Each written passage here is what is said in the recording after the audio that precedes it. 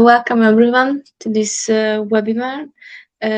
First, we will start, I think, with the Disasters Risk Stakeholder Hub. So please give us some introductions on what it is. Yes. Okay, good morning. Good morning, I'm Sjerk Nijer. I'm from SeaMine. We run the DRS Hub, the Disaster Risk Stakeholder Hub, on SeaMine. And the DRS Hub is basically started with the Paratus project, but it is growing beyond that project now to a wider audience and also to a wider set of solutions and platforms. I will share my screen now, so hope this will show. Yeah. Click some of my private things away. This is the Disaster Risk Stakeholder Hub you can find on SeaMine. You can also use the DRS-hub.eu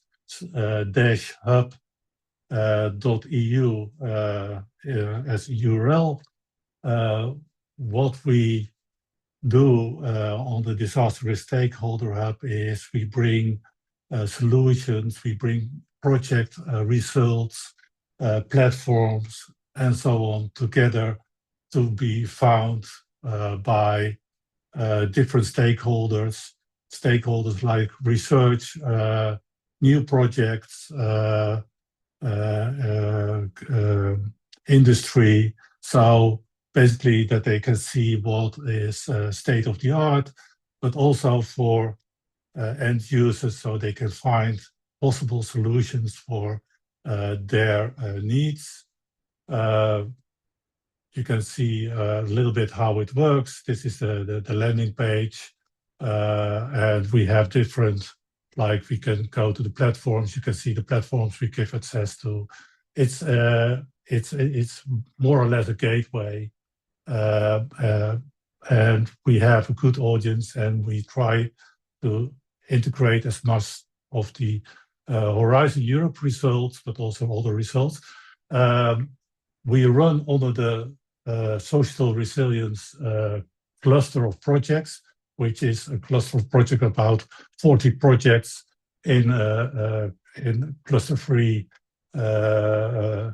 social resilience. In that cluster, the projects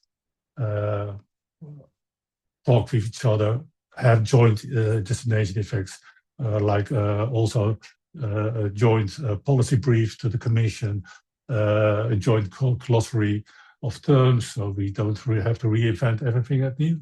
So that is where it falls under. You see here the contributing project, that there's a lot of them are coming from this from the field, the Horizon field. Interesting is that we have also a section, and that is for today. It's interesting. That's called Serious Games. I don't know why it is doing this.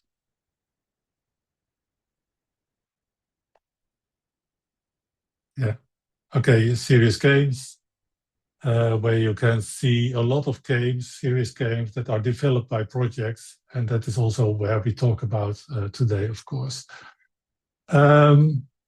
Please check it out, become member of SeaMine, and also we will present ourselves everywhere we can. Okay, that's my little introduction to this world. Thank you for being here, and I will go to the background now. Thank you, Kitty. Thank you for the presentation and introducing SeaMine and the DRS Hub. Let me just share my screen again. I hope you can see it. So today's topic are the already mentioned serious games that increase awareness, reflection, and training mechanism from professionals. Today we will be more familiar and knowledgeable about synergies and be prepared projects. First, let me tell you what will be the agenda. As you already assume, we started with the introduction section, and now we will see the presentations following with the panel discussion. After that, you will have the chance to ask your questions, and we'll conclude the meeting at 11 o'clock sharp. So, first project is Synergies. So please, Matthieu, introduce yourself and tell us about the project. Morning, everybody. Thank you, Kitty. So Matthieu Branlat, I'm a researcher at SINTEF, and I've been working on the topic of disaster management for some years, especially with a focus on the integration of the population in DRM. So I work in the project Synergies currently. Synergies is generally speaking very innovation oriented. So we aim to really favor or support the use of solutions that have been proposed here and there, sometimes by ourselves. And that project is organized around three big themes. One is about the empowerment and engagement of the population. One is about communication, and the last one is about spontaneous volunteers and how to better integrate them into DRM. And that's what I'm going to focus today with this game. So I lead that effort in Synergies, and we are developing this general toolkit, which we call SAVIT, Spontaneous and Ad Hoc Volunteers Integration Toolkit. Yes, next slide, please. So just to quick background, basically last year we spent most of the effort in really investigating this topic of spontaneous volunteers and how they can be integrated, and that has led to the development of first some knowledge and a model, and that knowledge, including a list of tools, processes, methods, recommendations, etc. That has led to the development of one of the results, which is a catalog, which is available online. And then there's another result, which is the game. And the game basically was aimed initially, especially to support the use of the catalog, to support the exploration of the solutions in the catalog. Next slide, please. But basically, the game in the end has two big functions, two big objectives. One is, as I was mentioning, exploring these solutions and basically finding thank you, finding solutions that can be appropriate for your own context and objectives. But the other one is really also to develop awareness about the topic and to develop knowledge about the topic, and so it's in relation to the model. Next slide. Just one quick word about spontaneous help. What do we mean by that? So when we think about who's acting in a disaster situation, in a crisis situation, there's really like a continuum of different kinds of actors. From, of course, on the left side, the very formal, expected type of actors. The professionals or the expert volunteers, from the organization that you all are familiar with. But on the right side, there are different kinds of also potential actors. Some of them could be completely unexpected and acting spontaneously in help of other people, for example. Some of them might be civilian reserves, so sort of registered type of reserves, are not necessarily as expert as, say, the Red Cross search and rescue volunteers, but they are, they exist in some register at the municipal level, national level, etc. So next, please. But basically, we try to consider this sort of the various kinds of helpers, and we use this definition of spontaneous help or ad hoc help as these individual groups that basically want to help when something happens. What's important is that they are unaffiliated, so they are not, on paper in the emergency plans, they're not typically identified. or they might be in the case of reserves, but they are not. They have a special role relative to the official emergency management response. What's important to keep in mind is that even if they are not the experts, that doesn't mean that they are unskilled. Some of them might be, I don't know, a retired nurse, for example, so can provide a lot of expertise that can be very relevant in a given situation. So they have a variety of training, skills, and experiences from none at all to potentially high levels of skills. Next slide, please. Yes, thank you.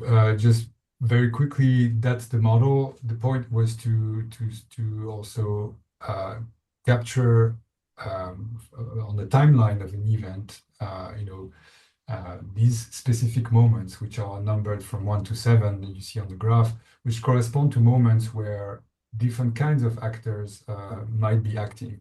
And there are moments that are interesting to think about. So, for example, if you look at the number 3, this corresponds to what happens when there's an event strikes, like an earthquake, and there's always this window of time, which might be short, which might be long, depending on the event, where the only people acting will be the local population, the neighbors, the friends and family that are already on the scene and might help other people in need of help. So that window always exists, that there's this gap between the moment that the formal actors arrive and the moment the moment the event strikes and the moment the formal actors arrive. Same, the number 4 is interesting because that's the moment where indeed the formal actors arrive, and that moment can create opportunities for some kind of handoff of information, of tasks that have been initiated by the local population. So that's what we're trying to capture with this model, these important, interesting moments. And next slide, please. And the other important element of the model is basically through literature analysis and through event analysis, like case analysis. We've basically identified the wide number of tasks that correspond to this integration of spontaneous help, which we have organized in these big functions and sub-functions that will be important for the game. And that goes from very sort of preparedness type of actions, like creating the conditions that might include things like do we even have the regulations for involving spontaneous volunteers, to after events in follow-up activities, for example, relative to debriefing or recognizing the contribution of people who have come spontaneously. Next slide, please. The point is here that there's a potential match between these moments of events that are interesting and these functions, so they correspond to the needs. You can pass for the sake of time. Thank you. So the game, now I'll jump into the game. The game in the end is constituted by like this. It's a tabletop game. It's a board game using physical objects, physical artifacts, and you see some on the screen. The big round thing in the back is basically the main board, which will correspond to these. The different segments correspond to the different moments of an event. Which we will go through based on the scenario. Then we will use cards, especially the yellow one, which correspond to these different solutions that players can explore, can choose. The other cards were used at some point to also represent actors, to represent functions, but we will, they are done in a different way now. And what you see on the right are different handouts that are used both to provide some additional information to participants, but also handouts that are used by facilitators to keep to do observations, to keep track of what's happening. And so the game basically encompasses all of these kinds of artifacts that are used during its conduction. Next slide. Yes, so the game the way the game is played is, first of all, it's aimed at the more like formal actors, or at least by people who are typically or can be involved in these situations. So typically people with some experience of these kinds of situations, not necessarily with spontaneous help directly, but at least with these kinds of situations. So domain professionals, experts, are typically the people we invite to play. And then, as you see here, we had a group of, I think, about 20 people that were then split into groups. So each team, so the game is organized as a collaborative game within teams and then between teams as well, and I'll show you that. But you see here basically a typical looking room with the teams at that moment working within their group. This next slide. Thank you. And so as I was mentioning, we will use a scenario to go through the various stages of the game, the various segments of the board, to describe basically these specific moments that come from the model. So here is an example of a scenario we used in Malta, which is based on an earthquake.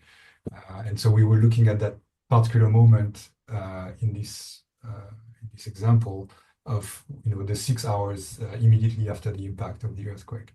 And so the scenario will describe what are the key concerns, so the situation in general, what are the key concerns, what are the formal actors doing, and what are the informal actors, the population, what are they doing? So basically what can we expect to do? So for example, in this scenario, you have the neighbors, the friends that are immediately on scene that are starting to search for victims in rubble. So typical earthquake type of situation. Next slide. Another example is also looking at just the hours, so basically the first day after this immediate response, where typically in those situations you see the population starting to organize, maybe starting to do some cleanup, maybe some, for example, for some farmers providing some equipment to help with this cleanup. So this once again, when you do case analysis, these are typically activities that you see from the population or actions that you see from the population. And then, the formal actors arriving with their own equipment. And next slide. Yes, so basically using those elements of scenario, what the groups, each group will do is to look at these elements, analyze these elements, and then look at their deck of cards, which corresponds to different kind of solutions, and try to imagine what particular solution, so technology or process, would be particularly relevant at that moment. And so they will discuss, what are the needs of the moment, what solutions can fulfill those needs, what aspects of those solutions might be easily implemented, what might be more complicated. And then in the end, they will select a card for that particular moment. And next slide. And the goal then will be to sort of pitch that card to the other groups. So each group will pitch the card the solution that they have selected, and then there's a vote for across the groups to indeed select the one solution that was deemed the most relevant for that particular moment of the event. Next slide. Yeah, and so you see, we go basically, the idea of the game is to go through the different segments, maybe focusing on some of them, not necessarily doing the entire wheel, but to go through these different segments, and at each moment identify the actors, the functions that are critical, and identify which very relevant solutions might exist to better integrate spontaneous help. Next slide. Thank you. And so at the end of the game, you have basically this field board with all these different elements. Next slide. Yes. So what's important also to keep in mind is that the game is for sure aimed at the participants to help them sort of reflect on their practice, identify aspects of these situations that they might not be familiar with, identify potential approaches. But it's also a great tool to collect data from a research standpoint. It's an interesting research artifact. So the data comes, for example, from the observations that the facilitators can do. We have basically, as part of the handouts, we have these like notebooks that are used by the facilitators, and that are organized around the aspects of usability, etc., but also that allow us to track what is interesting for the users. So for example, the functions that they identify that are critical, the solutions, of course, but also the actors, the implementation issues that they see. So that's important data to better understand the type of situation. And then we have these blank cards that you see on the right, which are basically provided to the participants, where they can propose solutions, either things that they know about exist and that we didn't have in our deck or in our catalog, or sometimes they come up with ideas.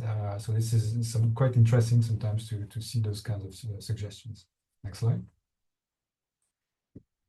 And I'm showing this. So the pictures I showed before are from an event that was run last summer, and this is the current form of the game. So it has evolved across the 4 or 5 iterations, and that's the latest iteration that was played a couple months ago in Estonia. So apologies, the terms are in Estonian, so I'm not sure many of you will understand. But it's essentially the same structure.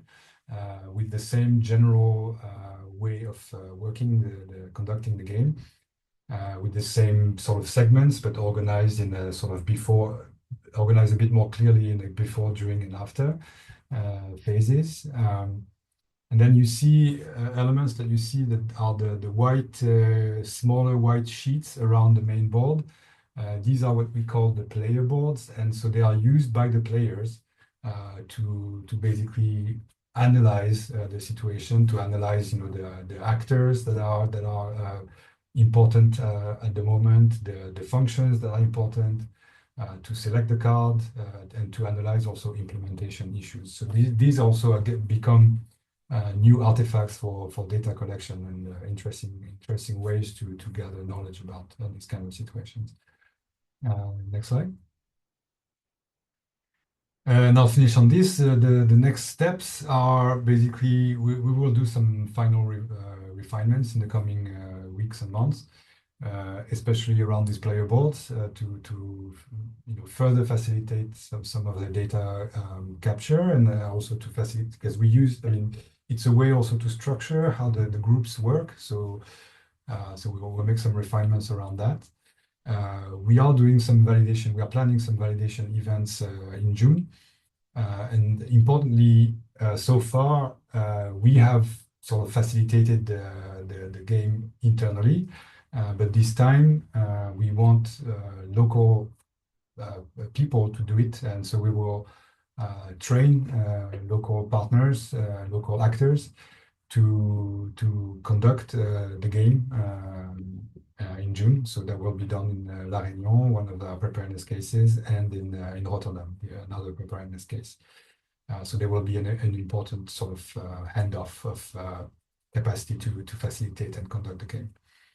And finally, in this year, just briefly on this year we will, thank you. We will release the game, so it will be available through the project website and through the DRS hub. So what Shirk showed earlier. And we want to release it on the Creative Commons license so that it's usable by all. We are still discussing exactly what kind of license, but it will be likely a BY kind of license, which requests that basically the origin of the game is clearly disclosed, and that but it allows people to adapt it and use it for their own purposes. And but yeah, And yes, thank you. This is all I had for you. I hope that was interesting, and I'm very happy to answer some questions. Yes, thank you, Matthieu. It was very interesting. Does from anyone from the audience have any questions now for Matthieu? You can write it. You can shout it. If not yet, you can still ask him at the end of these discussions. But I have a question. I have a question. When you spoke briefly about the earthquake scenario, you mentioned that the participants deal with total communication blackout. How does this your game force former responders to rethink their sharing information strategies when obviously the traditional tools are off the table? Yeah, so that's an interesting question, especially to better understand what we're trying to achieve. Because in this case, so you're correct. This is a situation that is of great concern. For this particular topic, I also use as inspiration a case that was very interesting. A few years ago in France, there was a very a huge storm which had major impact on the southern Alp area, and so there's a valley that was completely cut from the rest of the world for 24 hours. So cut from any road, etc., but also communication. And so we don't want to use the game to solve that communication problem per se. Because I think the formal actors have other means to do that, but or other potential approaches. What we want to focus on is what does it mean, the fact that there will be this, for example, village that is cut from the rest of the world, and that first of all they will have to self-organize, or they will self-organize, and second, indeed the formal actors will not be able to get in touch with them via communication or physically for a certain amount of time. So the scenarios can be used to at least highlight those kinds of difficult conditions and discuss whether there are some approaches that could be used especially in the preparedness phases, to help, for example, the local populations to act autonomously for a period of time. So that would be the way. So we don't have solutions in this game to solve the communication per se. Thank you. If you could briefly answer a question we received in the chat under 1 minute, so we can proceed with the agenda. How is the learning from the game collected, analyzed, and evaluated? So as I showed these different artifacts, right? The observation notes, all of the outcomes of the game. There's also a debriefing typically at the end of the game that we conduct with participants. So all of that we collect through these different notebooks, for example, through pictures, etc. And then we analyze them indeed by a lot.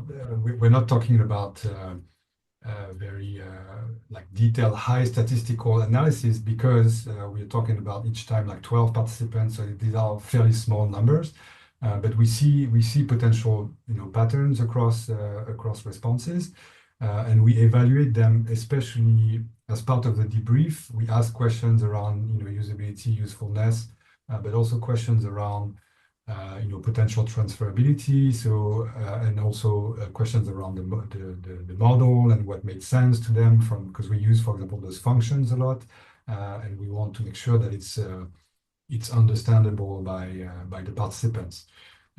So yeah, that's I hope that answers quickly your question. Yes, thank you. Thank you for sharing with us the progress you made in Synergies. And now we will proceed with the next project, which is Pre-Prepared. Dr. Zoltán Székely will share his screen, because I cannot share what he's seeing.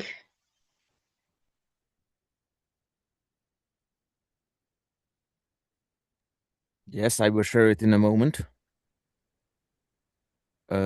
Just let me know first if you are seeing me well. Here I am. I just logged in also from my phone. You can see me that Yes. I'm in the Zoom from the headset. Yes, we can see you. Great, and you can hear me as well. Yes. Okay, I'm sharing screen right now, and then you will see a little mirror image because I only have one single. We can see the screen sharing.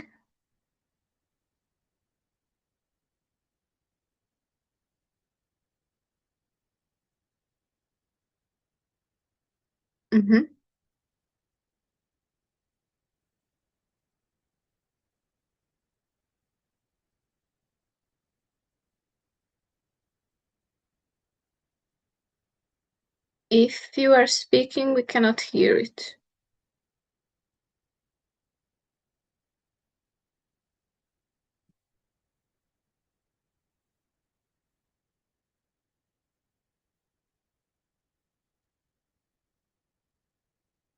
And can you hear me now? Yes. Yes. Maybe a bit of echo. Because I logged in from the phone. But hopefully it will work. Just speak a little louder. Okay, so now can you hear me clear? Yes. Perfect. So first of all, let's start with the data collection and what value we provide for municipalities and disaster response organizations and governments. We provide them knowledge, how people are prepared, how people are performing in different disaster scenarios. This dashboard is the so-called "Are You Prepared" module of our project, and our game reports back the player behavior to this, which is actually turning it into progress and the preparedness report for municipalities and governments and first responder organizations. If you see in the middle a little shield with the blue and red, this is Disasterpedia. Disasterpedia is a knowledge management platform which is providing the information for learning a little bit traditional way, a mixture of Wikipedia and Facebook. And here on the leftmost side, we collect donations for relief organizations and victims of disasters. Right now, this is a placeholder, of course, on our side. These functions are all embedded in the virtual reality game, so you may know what the technical feature is to actually include 3 or 4 running web services and browser windows in a natively running VR game. Here in the game, we can set the difficulty. Now I set it easy because we want to play the tutorial games only. I keep the privacy closed, which means it's a single player game. If I keep it open, it will be multiplayer and 2 to 3 players can join me, solving the problem cooperatively. And we have 2 scenarios. One is King Tide and one is Forest Fire. I will talk about the birth of these scenarios later. Now let me start the game. I tell you in advance that due to the Zoom engine, and the double video compression from the headset to the computer and from the computer to the Zoom, the FPS rate may be below 60. But this is basically normal.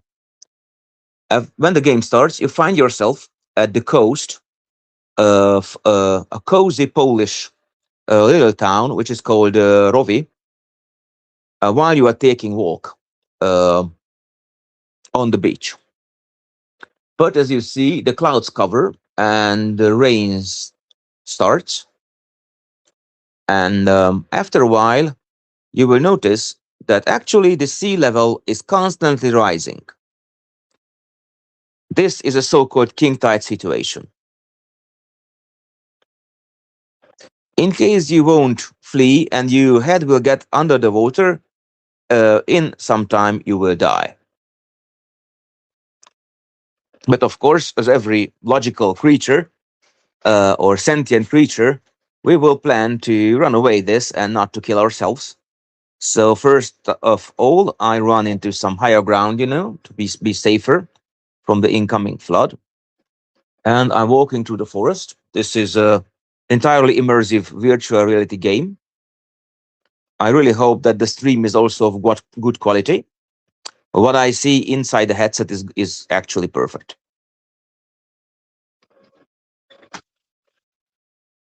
Oh, the flashes are coming also.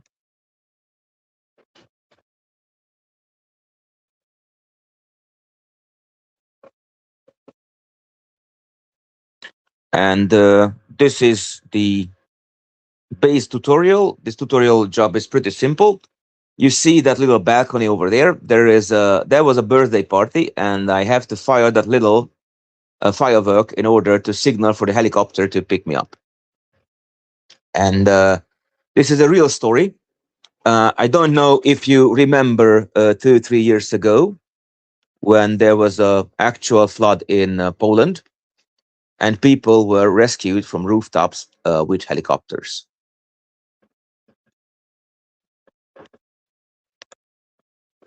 You see here are the remains.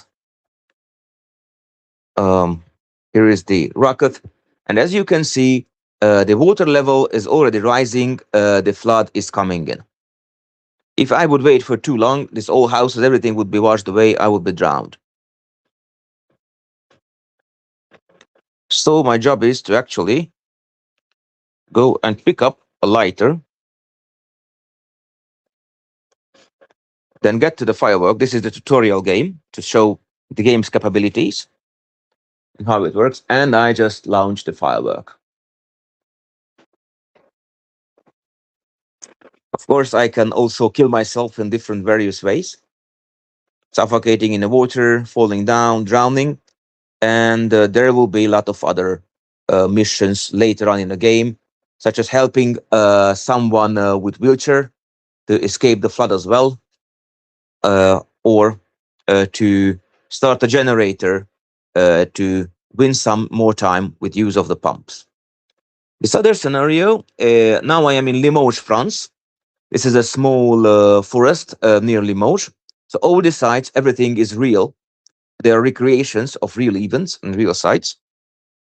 And this is our main actual offer to the municipalities, that we can create a disaster in virtual reality at your place where you can train your citizens. Single scenario. There I see that the forest is burning. Of course, every sentient being, again, would run away. But now, I just need to show that I can die too. So I bravely approach the fire. You see that there's also smoke, because usually the smoke kills faster than the fire in front of the fire, depending on the wind. As I'm going there, I have a secret HUD on my wrist, and you see how my life is going out because of the damage from the smoke. After some time, I fall to the ground and I died. You want to see how I survive here? Yes, please, and you have 8 minutes left. I should be out in 8 minutes.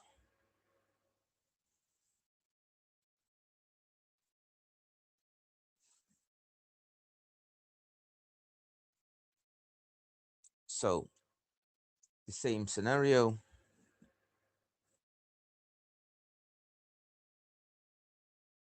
Fire there, map is loading. And here, this is a tutorial where we actually teach the players how to move around the map. In the forest anytime. Actually, we made the forest a bit dark. So the fire effects are more, let's say, convincing. And the actual story is placed in a scenario when it is early in the morning. But later up, we made it a little bit brighter for the demo purposes, because it was resembling more a horror game than actually a disaster survival game. So this is now the simple tutorial and, let's say, just get out of trouble. Now, this is where we are now. We are in month 30 of the project, actually 31st. And by month 36, we plan to launch an open beta on Epic Games of the game. And highly likely it will be available for free until the end of the project. After the end of the project, we do have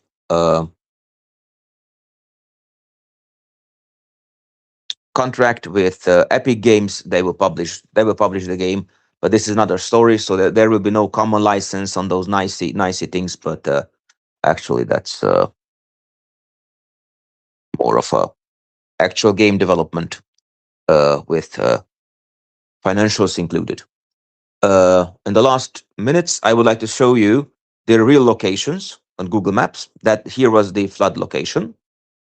So we actually used recreation of live events with real locations and with the help of the local municipality of Ustka, which is actually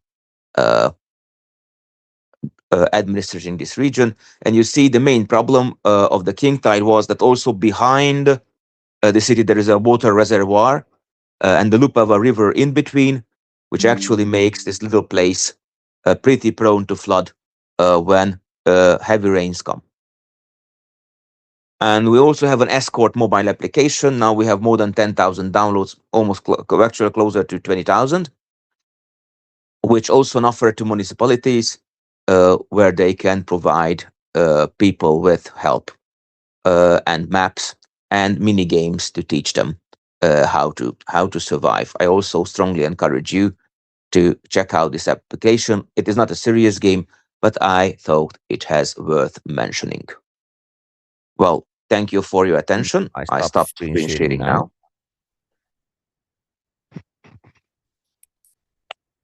Thank you, Zoltan. It was very great and fun to see what's happening in the VR world. I would like to open the floor for questions. And while the audience is thinking about what to ask from Zoltan, I have a follow-up question to the presentation. Is it possible that this game will be also introduced to mobile platforms? I mean, for Android or even iOS systems? So average user can use it without PC or a VR headset? Oh, well, actually, this is our aim. We are working on that, but there are some technical steps still to work with. Thank you for Android for the support they gave to us. We have exclusive access to the new Android XR engines. So hopefully in a few years we will be able to appear on the market with a mobile-based version of the game. Great news. Meanwhile, I received a short inquiry. Stephanie Buller thinks that both games are very amazing, and she requests some links to these serious game pages. So if you could drop in the chat these links to share with the audience, that would be great. And next question for Zoltan. When will be the next version of this game published exactly? Well, the open beta version will be presented to the closed audience at start of July on the DRS days in Brussels, on the series DRS days. But officially, the open beta will be launched by end of September on Epic Online Store. And I also have to tell Stephanie that due to the contract we have with Epic, first we have to appear there. And after 6 months, can I publish the game on the SYNERGIES serious game page? So that will be like next year, first half. Great, thank you. I would like to ask again the audience if they have any questions to either Matthieu or Zoltan about these serious games. They were very, very detailed in their explanation, and they showed us very interesting use cases. If not, I will get back to the first presentation. I have a question for Matthieu. You mentioned several times spontaneous helpers, and correct me if I'm wrong, but this game seems that it currently is a training mechanism for professionals. And could it be also adapted to train these already mentioned spontaneous helpers themselves, or the focus is strictly on the management side of this question? Yeah, good question. So the focus is on the management side. I think part of the issue with, if we talk about the real spontaneous helpers, these are not people that we can identify, beforehand. But there is a value, and we did in fact involve, for example, local associations that are working with the local communities for developing risk awareness and emergency plans and those kinds of things. So those kinds of actors are very, very valuable in the conduction of the game. And also they're valuable because they have a different perspective than, say, the local authorities or the typical emergency actors. So yes, those kinds of actors for sure should are great to invite to sessions of the game. Thank you. Next question is for Zoltan. You already did demos with the VR Prepared. Does the game affect the players with real experiences? I mean, how their body reacts. Did you do any measurements on that during the demonstration events? Yes, with the help of one of our project partners, we actually used a physiological measurement system, which is a combination of electroencephalographs, galvanic screen response measurements, electrocardiographs, and the classical heart rate detectors. So we monitored what is happening actually in the brain of the people who are playing the game.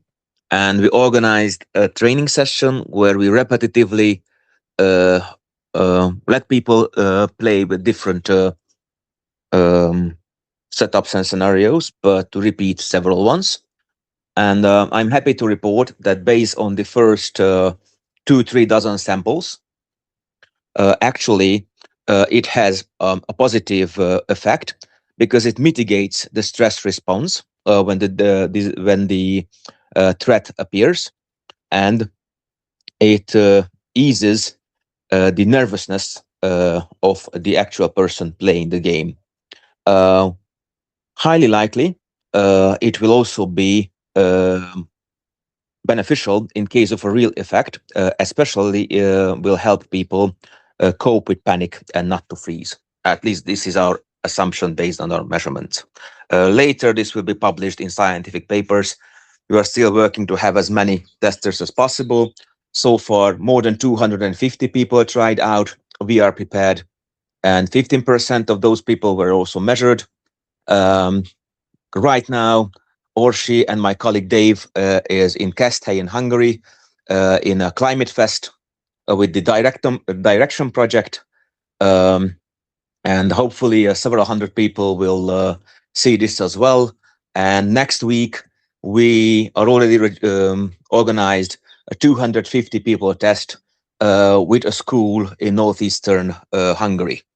So I really hope that we will have like more than 500, possibly close to 1,000 individual players playing the game, and roughly 10-15% of them measured by this physiological measurement, which is already a good sample scientific-wise. And for colleagues who are here from Scandinavia, Matthieu, for you especially, we will be in Malmö in the Nordic Games. We are invited to exhibit on the biggest gaming event in Europe. And end of May, we will also be there. Hopefully a few hundred people tries the game there too. Thank you. Thank you. You received a reaction from Stephanie. She says that research has proven people don't panic. That's a myth. Crisis comes, a behavior approach gives an evidence base to support this. Do you want to address this, Zoltan? Well, I will be happy if Stephanie can send me the papers on that. I used to be a military leader. I was led, intervention units in the Middle East, in the Balkans. I see how people react, what is panic when, shots are fired on them and when their limbs are burned, when they are bleeding. I have seen panic with my own eyes among my soldiers as well as civilians who were shot at with sharpshooters. So based on my personal experience, I cannot agree. That's pretty new to me and pretty surprising. So I will be happy to see the scientific results and the measurements, what are supporting that. It will be very useful for me. Thank you in advance. You drop the link. I will just forward you an email because it sounds quite interesting, to be honest. And actually, both of you received a question from Vlatko. Matthieu already answered it in the chat, but the question is, what type of competencies are you building with the games? And Matthieu, your hand is up, so you can start, please. Yeah, I replied to this by chat to this particular question, but I wanted to comment on the question of panic.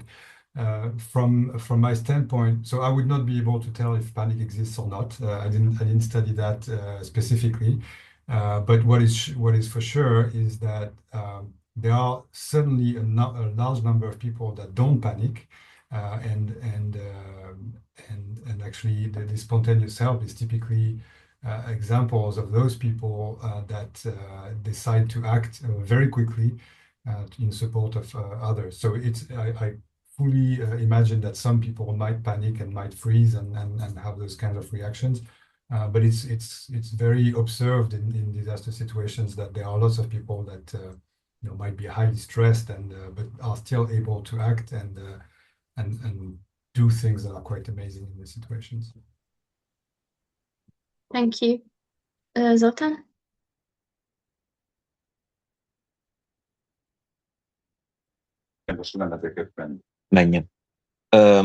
Thank you. Sorry, just yeah. So competences. We have two approaches on this. One approach is that the end users in our project collected 13 missions, key competences, what they think people should learn to improve their chances to survive those hazards, actually, to prevent them to turning into a disaster at the individual side.